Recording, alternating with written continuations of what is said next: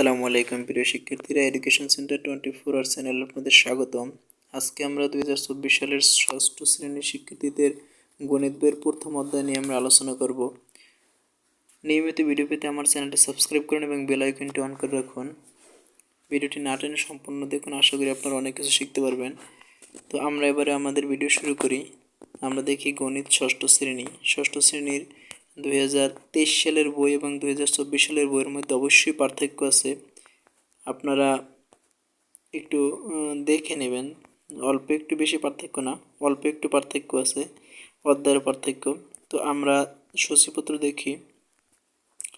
প্রথম অধ্যায় সংখ্যার গল্প 1 থেকে 14 পৃষ্ঠা।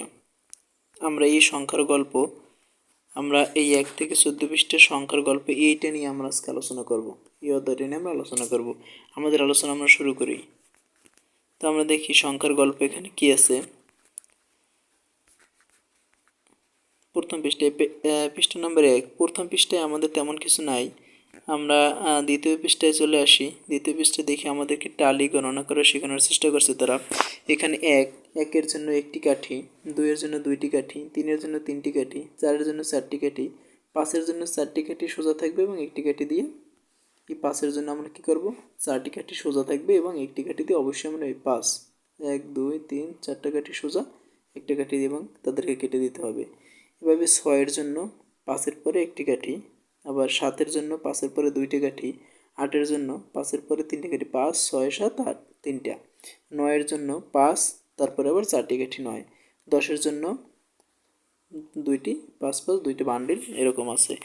তো আমরা 10 পর্যন্ত এখানে আমাদের শেখানোর চেষ্টা করছি। 11 12 একই সিস্টেম আমরা করব।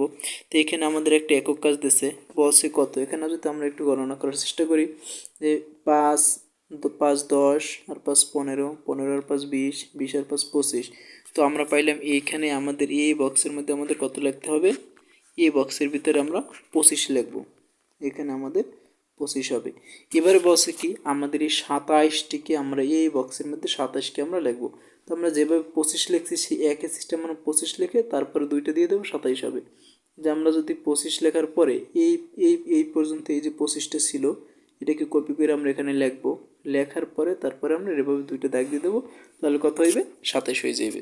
আশা করি আমরা 27 লেখাটা বুঝতে পারছি। এবারে আসি আমরা আমাদের 2 পৃষ্ঠার কাজ শেষ করলাম। আমরা তৃতীয় পৃষ্ঠায় আসি। তৃতীয় পৃষ্ঠার সবচেয়ে গুরুত্বপূর্ণ যে আলোচনাটা, যেটা পূর্বের বইতে ছিল না, সেটা হচ্ছে এই যে মান। একের জন্য আমরা একটা কাঠি ব্যবহার করব, 5-এর জন্য এভাবে বি আকারে লিখব, 10-এর জন্য এক্স আকারে লিখব, 50-এর জন্য এল লিখব, 100-এর জন্য সি লিখব, 500-এর জন্য ডি লিখব, 1000-এর জন্য আমরা এম লিখব। পরবর্তী আমরা যখন কাজ করব তখন কিন্তু এগুলো অবশ্যই আমাদের জানতে হবে। এবং 1 থেকে 1000 পর্যন্ত যদি আমরা রোমান সংখ্যা বা তার চেয়ে বেশি আমরা রোমান সংখ্যা লিখতে যাই, অবশ্যই আমাদের এই জিনিসগুলো দরকার হইবে। তো অবশ্যই আমরা সবে প্রথমে এইগুলো আমরা একটু শিখে নেওয়ার চেষ্টা করব, যে এই বিষয়টা আমাদের শেখার দরকার আছে, যে 1 থেকে কীভাবে আমরা এই 1000 পর্যন্ত আমরা এটাই করতে পারি, লিখতে পারি। এর অবশ্যই আমরা এটা শিখে নেব। তারপরে আমরা লক্ষ্য করি আমাদের রোমান সংখ্যা লেখার কিছু নিয়ম আমরা দেখাইছে। যে রোমান সংখ্যা, এখানে দেখি রোমান সংখ্যা সঙ্গে সর্বদা বাম থেকে ডানে পড়া হয়, বাম থেকে ডানে পড়া হবে। যৌগিক রোমান সংখ্যা লেখার সময় রোমান সংখ্যা আই, এক্স, সি এবং এম 3 বার পর্যন্ত পুনরাবৃত্তি করা যেতে পারে। এটাকে আমরা 3 বার আমরা লিখতে পারবো। তারপরে কি বলছে, এল বিডি পুনরাবৃত্তি করা যাবে না, এল বিডি এটা বারবার লেখা যাবে না। তারপরে আর কি বলছে, 4 নাম্বার, একটি ছোট মানের প্রতীক একটি বড় মানের প্রতীকের বামে স্থাপন করা হলে এটি বড় মানের প্রতীক থেকে বিয়োগ করা হয়। যেমন এক্সেল হবে 50 বিয়োগ 10 সমান সমান 40। তারপরে আমরা লক্ষ্য করি যে একটি ছোট মানের প্রতীক একটি বড় মানের প্রতীকে ডানে স্থাপন করা হলে একটি বড় মানের প্রতীকের সাথে যোগ করা হয়। যেমন এল এক্স হবে, এল হয়েছে কি 50, এক্স হয়েছে 10, 60। তো শুধুমাত্র আই, এক্স এবং সি প্রতীকগুলো বিয়োগ এবং যোগমূলক সংখ্যা হিসেবে ব্যবহার করা হয়। তার মানে এল এবং ডি আমরা বিয়োগ এবং যোগ হিসেবে ব্যবহার করতে পারবো না। এবং এখানে একটা বিষয় খুব খেয়াল করা দরকার, যে আমরা একটা এল, আমরা যদি 2 নাম্বার শর্তটা লক্ষ্য করি যে যৌগিক রোমান সংখ্যা লেখার ক্ষেত্রে আই, এক্স, সি এবং এম 3 বার পর্যন্ত পুনরাবৃত্তি করা যেতে পারে। কতবার আমি লিখতে পারবো? 3 বার, এবং 4 বার 5 বার লেখা যাবে না।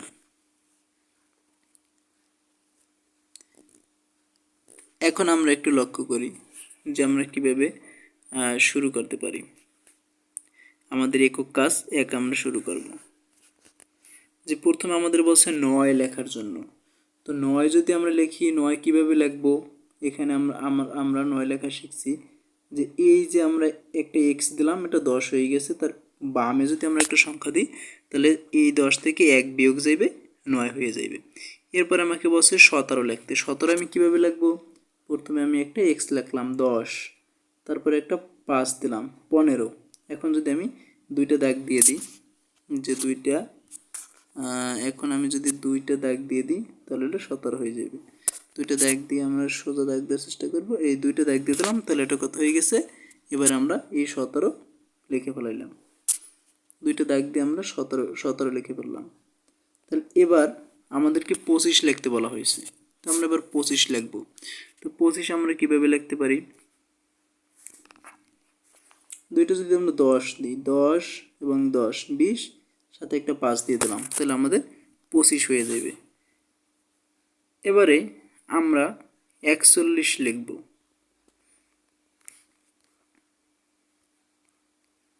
তো আমরা এবারে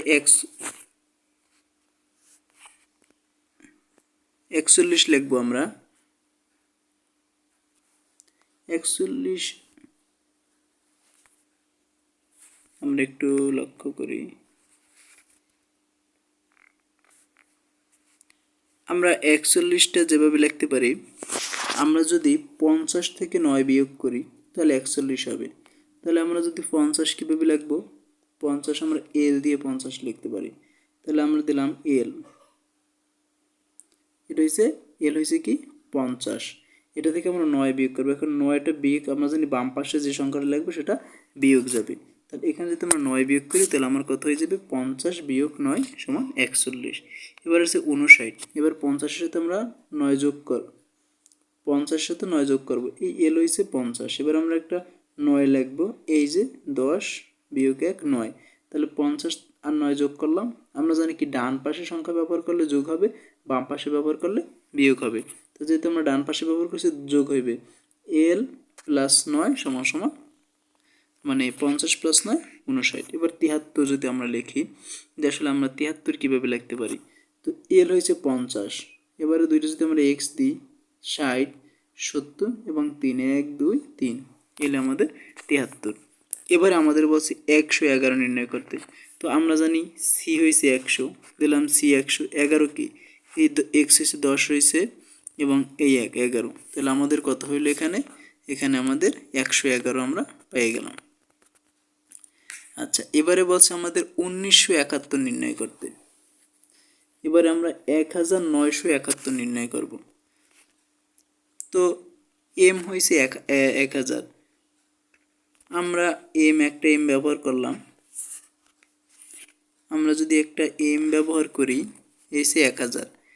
এখন আমাদের আর ব্যবহার করতে হবে কত? 900। তো 100, আমরা 100 ব্যবহারের জন্য আমরা কী ব্যবহার করছি? সি ব্যবহার করছি। তো এখন আমরা 100 একটা সি দিলাম, একটা এম দিলাম। তো এর দ্বারা কী বোঝাইছে? এম 1000, সি এম মানে 900, এসে 1900। এখন আমার লাগবে কি? 71। তাহলে দিলাম একটা এল, হইলো কত? 50, মানে 1950। এখন আমার কত দরকার? 21 দরকার। 21-এর জন্য আমরা কি করতে পারি? 21-এর জন্য আমরা এটা আবার একটু সুন্দর করে লিখি। তো এখানে জায়গার স্বল্পতা আসছে, আমরা একটু এখানে ছোট করে লিখতে হবে। আমরা এটাকে আরও সুন্দর করে লেখার চেষ্টা করবো, এই জন্য আমরা একটু মুছে নিই, জায়গাটা খালি করে নিই। আচ্ছা, তো এবার আমরা লেখার চেষ্টা করি। আমরা এখানে এম ব্যবহার করব। এই এম হইল আমাদের 1000। এখন আমাদের 900 লাগবে, 900-র জন্য 1000 থেকে আমরা 100 বিয়োগ করব, তাহলে কত হইল MCM মানে 1900, 1900। এখন আমার দরকার 71, 71-এর জন্য আমি এল ব্যবহার করলাম 50। এখন আমার দরকার 21, এক্স এক্স 20 আর 1 21, এ হয়ে গেল কত 1971। এবার আমরা নির্ণয় করব 2041। তো 2000 এবং 41, আমরা কিন্তু এখানে 41 এই যে ব্যবহার করছি আমরা 41, 2000 এম এর জন্য আমরা দুইটা এম দেবো, এম 1000 আর একটা এম 1000, 2000। এবার 41-এর জন্য আমরা যেই সংখ্যাটা লিখছি ওটা ঠিক এভাবে লিখে দেবো যে 1XL। তাহলে এই কী হইল 2041, এই হইলো আমাদের কি 2041। আশা করি আমরা বুঝতে পারছি। এম এ যদি 1000 হয় একটি এম এ, তাহলে দুইটি এম এ 2000 এবং 1XL এখানে কত আসছে 41, তাহলে আমরা কত বললাম 2041। তো আমরা আমাদের একক কাজ 1 আমরা শিখতে পারছি। এবারে আমরা পরবর্তী ভিডিওতে আমরা একক কাজ 2 শিখব। তো সকলকে পরবর্তী ভিডিও দেখার অনুরোধ জানিয়ে আজকের মতো আমরা এখানেই শেষ করছি। ধন্যবাদ।